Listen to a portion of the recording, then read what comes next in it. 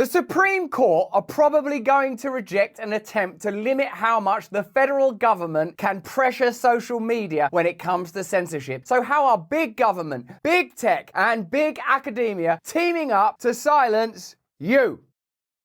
Hello there, you Awakening Wonders. Thanks for joining us on our voyage to truth and freedom, and what a voyage it is. Click the link in the description. Join us, subscribe to our channel and support our movement. You get additional content, and more importantly, you help to support us in an encroaching and enclosing space of technical censorship that actually we're going to describe today. Because for a minute, it seemed like the conduct of the government during the pandemic period was to be scrutinized and ultimately condemned by the Supreme Court. But of course, that's not going to happen. Sometimes you hear about the Supreme Court seeming to reject the use of the judiciary as a weapon, but ultimately I suppose it's an institution that's within American government and therefore largely supportive of centralized powers. It's not ultimately a system that's going to empower people to start overthrowing stuff and creating new systems of government, is it? Because how would it? How could it? How could that work? So let's have a look at this story together, how it's being reported on the legacy media, and then let's look at least three components of the censorship industrial complex, notably the state and the government, and even though this is a Republican-sponsored endeavor, look at how it's being quashed. Then let's look at big tech companies and how they've become more compliant and the maneuvering they're having to do to remain in the favorable conditions that they need to be in particular in your country, America. And finally, let's look at how big academia functions in this space as well to create an inescapable orb of constant censorship and control that we're all just trying to live within as if it's normal. The Supreme Court heard arguments yesterday on social media censorship claims against the government. The court seemed likely to reject the bid by two GOP-led states to restrict the federal government from urging social media companies to restrict misleading posts or disinformation on their platforms, unless there is a threat of retribution. At issue, Republican AGs of Missouri and Louisiana brought that case along with several individuals who claimed that platforms like Facebook suppressed their views against vaccines and lockdowns during the pandemic at the government's demand. The court voiced more sympathy with the administration's defense during yesterday's arguments across a broad spectrum of those justices. The justices questioned whether any plaintiffs suffered harms that gave them a right to sue, and they expressed skepticism that the government's interactions with social media companies amounted to official restraint. So they are saying that the government will be able to continue to pressure social media companies, even though we know now that there was a lot of true information that was censored, even though we know now that we live in a curated reality where Google, for example, can amplify particular stories and news feeds where you can be censored and shut down, where true information can be excluded. Essentially, we are in a continual 360 programming simulation that now seems less likely than ever to be penetrated by alternative sources of information. So that's pretty significant, particularly if you're aware of the recent story that the New York Times published saying the deep state are great. They're just people like you and me, which is a kind of inversion of that film Zone of Interest, sort of saying, well, he just lived next to the Auschwitz. He was all right, really, rather than this is a bizarre concoction, something that we shouldn't accommodate and put up with. Treating Facebook and these other platforms like they're subordinates. Would you do that to the New York Times or the Wall Street Journal or the Associated Press or any other big newspaper or wire service? You wouldn't have to. They are eagerly on board with the projects of the establishment and have functioned perhaps for their entire history as vassals of the establishment. Social media, because of its chaotic expanse, for a moment and perhaps still in some beautiful dream, could be a place where truth, sometimes inadvertently, can reach large numbers of people. It certainly makes us disobedient and less compliant when you can feel and sense immediate pushback on any propagandist endeavor. But what this Supreme Court ruling, or likely ruling, means is that the government will be able to continue to pressure social media sites to censor and control information. And that's in addition to all these additional measures that we're seeing around the world, new AI bills in the EU, the New York Times telling us that the deep state are great, hate speech laws in Ireland, whatever Canada are passing this week, who knows, our country, the UK, with their online safety bill. All of these tools are essentially the hands that mold our understanding of reality. And any attempt to get him hands off my version of reality is being strongly resisted. There's a problem if the government is engaged in coercion, but if it stays on the persuasion side of the line and all we're talking about is government speech. I was merely persuading you to censor this information. Would you mind awfully censoring all that information? Remember, Elon Musk has revealed that the FBI had, for some some device that after 2 weeks eliminates and deletes, obliterating all of their interactions with X. Like when he revealed all that, what was then known as the Twitter files information, it was like, oh, the FBI have been getting involved and saying, hey, you should censor that, you should amplify that. Well, in addition, those interactions have been deleted now. That's also illegal. You can't delete information like that. That's against Freedom of Information Act request law. You're not supposed to do that. Justice Jackson? So my biggest concern is that your view has the First Amendment hamstringing the government in significant ways in the most important time periods. That's really weird. This is an ex-post from Glenn Greenwald. KBJ doubles down. My biggest concern is that your view has the First Amendment hamstringing the government in a significant way. As he says, that is quite literally the entire point of the First Amendment, the entire Bill of Rights. The point of the Bill of Rights is to ensure that big government doesn't encroach into the individual freedom of, in this case, Americans. But some brilliant principles are found there, that government is meant to be a unit and system of service, not a system of control. And even as I say that out loud, it's obviously bloody ridiculous, because otherwise none of this stuff will be happening. None of these things would be top secret. We wouldn't feel like we're in the middle of a sort of an advanced agenda to centralize global power and prohibit us from accessing the information required to even argue against this increasingly, seemingly inevitable process. I mean, what would you have the government do? I've heard you say a couple times that the government can post its own speech, but in my hypothetical, kids, this is not safe, don't do it, is not going to get it done. It's not like government's a victim in some way. Poor old government just trying to get on and censor people and protect and serve. That's not the view anymore. There's also some strange language around children there. I'm trying to work out what the dynamic is. And I suppose what the dynamic continually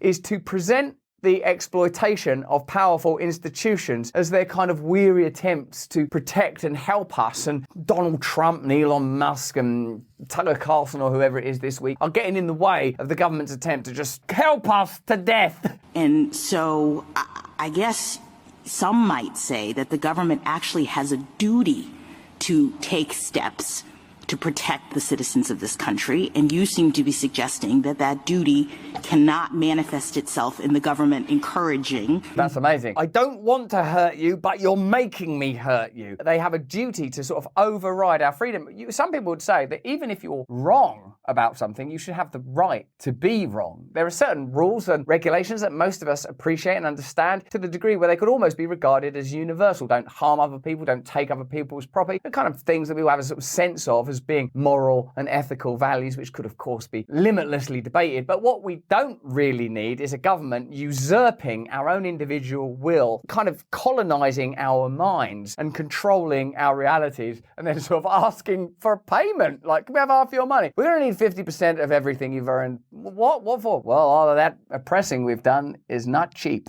Or even pressuring platforms to take down harmful information.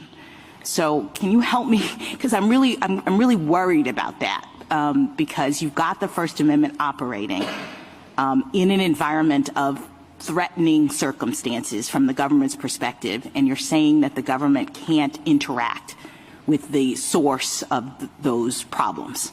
All of this prevaricating and tervisating around the idea of how much pressure, or whatever euphemism they want to use to imply pressure and control, is extracting a very important piece of information. This pertains to the coronavirus period, where they were censoring information that in retrospect proved to be true. They were censoring stuff like, what about natural immunity, vitamin D? Have you got any concerns about vaccinating during a pandemic? Hey, what if there are any adverse side effects? Have they had a long enough clinical trial period to determine whether or not this might cause various other conditions or even death? There are so many of those questions are entirely legitimate. They're acting like the findings of the pandemic period was, right, see, we told you that we should have been censoring all that stuff. Lockdowns were effective. Social distancing wasn't arbitrary. Masks definitely worked. There's no way we should have just been shielding elderly, vulnerable people. Very effective, wasn't it? All these medications on young people. Definitely no side effects. No weird mad profits for Pfizer and Moderna. Definitely aren't legal cases now with Johnson & Johnson and AstraZeneca. So they're continuing, even though the body of evidence is they were wrong to have done it. They've lost the argument, and now they're trying to double down on the control. And of course, that's not a coincidence. That's why. Because now they're worried, oh no, look, what happened was people were telling the truth at the time that we were incorrect, and that will continue to happen, whether it's wars or the next time we try to say, everyone get in your house for, I don't know, is it a solar flare? Is it a cyber attack? Is it a terrorist attack? Is it another pandemic? Whatever it will be that is used to legitimize the next bold gambit to steal away control of your life, they want to ensure that people online going, wait a minute, this doesn't seem right, are silenced. Because like last time, well, here's a bold prediction, those people will be right. Not the government, not the FBI, not the CIA. And while the New York Times are saying, hey, they're just regular guys, this person come from a blue-collar background, that's not important. Literally, truly not important. Giving power to unelected officials who remain in power no matter what administration seizes the throne for a moment only to implement the exact same agenda is not a system of government that any of us should be accepting. And we know that now, so they're just going to censor the conversation that we're all having. The justices seem skeptical of the idea that by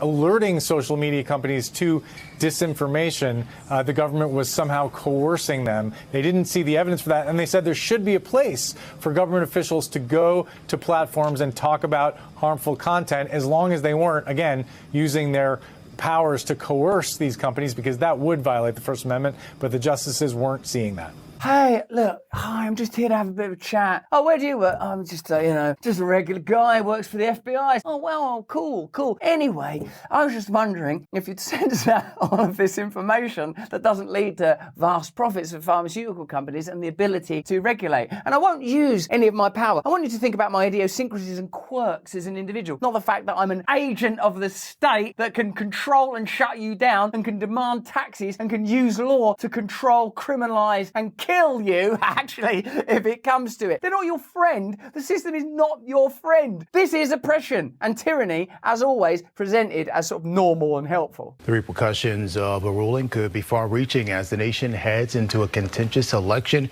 We expect a ruling on the case sometime in June. That's significant as well, because obviously they are anticipating the requirement to control and censor information in the build-up to the next election in the event that they can't put Donald Trump in jail. Now, whether or not you believe Donald Trump is the solution to a nation's ills or not, the fact is the establishment seem hell-bent on controlling and imprisoning Donald Trump, and even more significantly, in my view, the constituency that he represents of hugely dissatisfied people that are rejecting the neoliberal project and demanding freedom be closer to home. And with that, at least, I agree with them entirely. Let's have a look at a legacy media take on this, just in case we start thinking that the government's out to oppress us, and we need that realization somehow diluted by our friends in the legacy media. The Supreme Court seems prepared to reject a Republican-led effort to sharply limit the federal government from pressuring social media companies to remove harmful posts and misinformation from their platforms. A majority of justices from across the ideological spectrum, from here to here,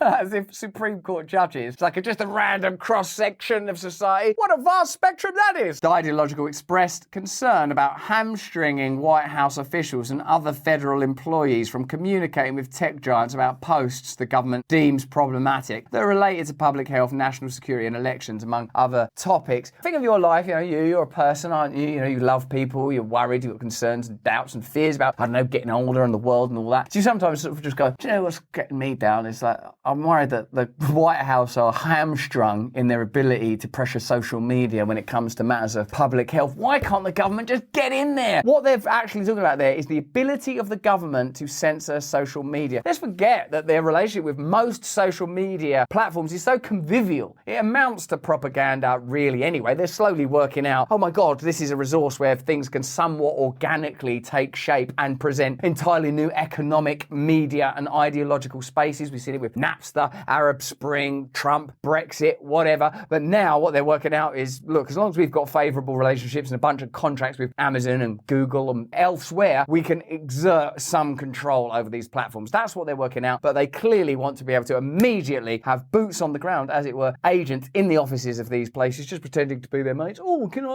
Shouldn't reach for another one, really. As if they're all just mates having a chat, rather than the government censoring you. The First Amendment prevents the government government from censoring speech and punishing people for expressing different views. Bloody thing. But the Biden administration says officials are entitled to share information, participate in public debate, and urge action as long as their requests are not accompanied by threats. Well, to be fair, I didn't threaten people. I said remove all of those posts from those doctors and Stanford scientists saying that there is no proof that this inhibits transmission. I just asked them to do that and we shamed them and stopped their fun. But I didn't threaten them. That wasn't a threat. That was a promise.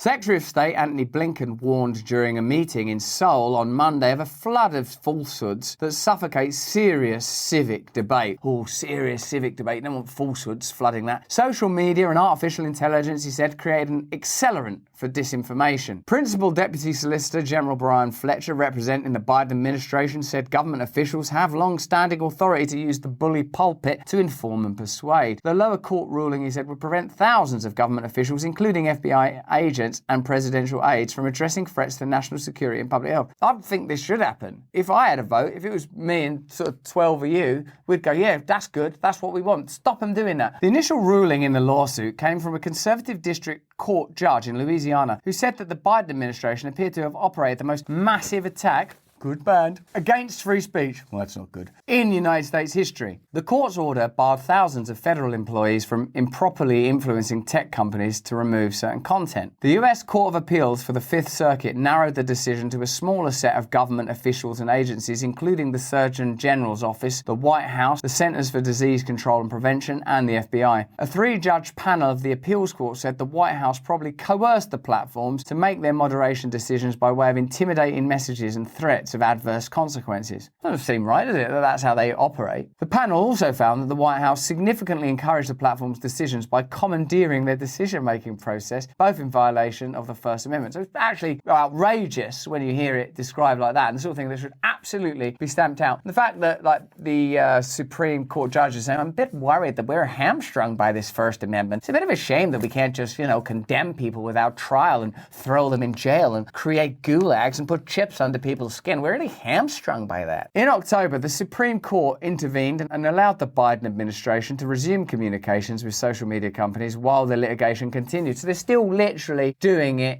right now. That's how the world works. Now we know. Brilliant. One of the Republicans who's been leading the opposition to the Biden administration's ability to coerce and pressure in the way that's been described is the Congressman Jim Jordan. This is an article by him about how academia also plays into these spaces and the formulation of these ideals and this type of censorship and control. After Elon Musk bought Twitter, we began to see just how much the government had been using the company to censor speech online. Journalists such as Matt Taibbi and Michael Schellenberger published internal Twitter documents showing that the government was deeply involved in Twitter's content moderation decisions. Musk even called Twitter a crime scene. Since then, the Select Subcommittee has obtained direct evidence showing how the government coerced and colluded with Facebook, YouTube, Amazon, universities and others to deliberately censor certain viewpoints. For example, we uncovered how the Biden White House directly pressured Facebook and YouTube to take down posts with which the White House disagreed, including true information, memes and other content that did not violate the company's content moderation policies. Of those listed, I would say true information is the most troubling, because when you consider that Supreme Court justice saying, we're hamstrung. No, hold on. This is because they were wrong. They were wrong. What they were saying was wrong. What they were doing was wrong. And you're trying to make it right somehow. This is ridiculous. And while this piece is, of course, by a Republican politician and therefore partisan, it's irrelevant, really, because Mark Zuckerberg himself admitted, I think with Lex Friedman, that they had censored true information on Facebook because the government